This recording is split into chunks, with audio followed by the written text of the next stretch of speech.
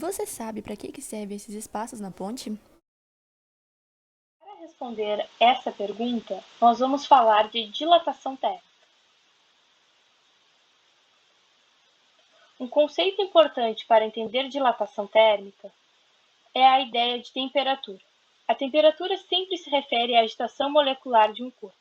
Quanto maior a agitação, maior a temperatura, e quanto menor a agitação das moléculas, menor a temperatura. Quando uma molécula muito agitada entra em contato com outra pouco agitada, elas se equilibram em relação a essa energia recebida. Dizemos então que ela está em equilíbrio de energia. Esse processo de troca de energia chamamos de calor. Moléculas muito agitadas possuem espaços maiores entre elas, e pouco agitadas possuem espaços menores, o que influencia no conceito de densidade. Quanto mais as moléculas estiverem agitadas, maior o espaço entre elas e menor a densidade. Portanto, a dilatação térmica refere-se ao posicionamento das moléculas.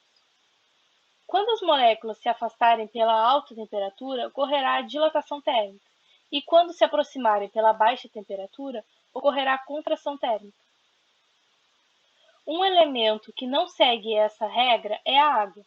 A água deixa espaços maiores entre as moléculas no estado líquido do que no estado sólido, o que faz com que a água seja mais densa que o gelo.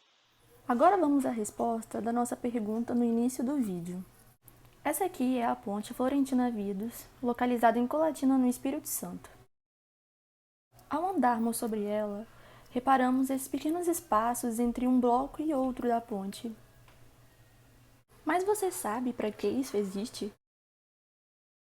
Na hora em que a ponte é construída, é importante deixar um espaço entre as placas para que o material possa sofrer a dilatação térmica, sem provocar danificação do material, como possíveis rachaduras.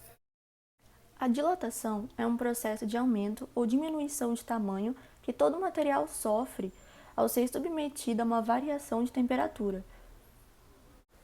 Esses espaços entre as placas permitem que elas possam aumentar ou diminuir o tamanho, principalmente em dias quentes, que é quando o material sofre uma dilatação de expansão. Aqui em Colatina, quase todos os dias são quentes. As juntas de dilatação geralmente são preenchidas com materiais macios. Aqui, como você pode ver, foi usado o isopor no muro que separa os pedestres dos veículos. Agora vamos à matemática da coisa. Suponhamos que esse espaço tenha cerca de 2 centímetros.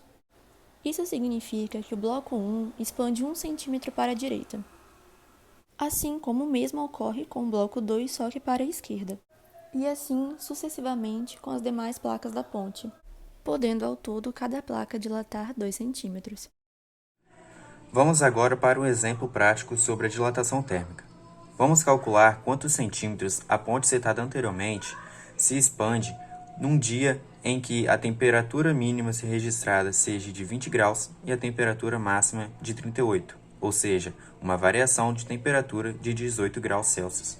Levando em consideração que o tamanho de cada placa é 10 metros e que ela é feita de concreto, ou seja, possui um coeficiente de dilatação linear igual a 12 vezes 10 a menos 6 centímetros a menos 1, e que a fórmula seja o coeficiente de dilatação linear vezes o comprimento inicial vezes a variação de temperatura, temos que a dilatação térmica linear vai ser igual a 12 vezes 10 a menos 6 vezes 10 vezes 18.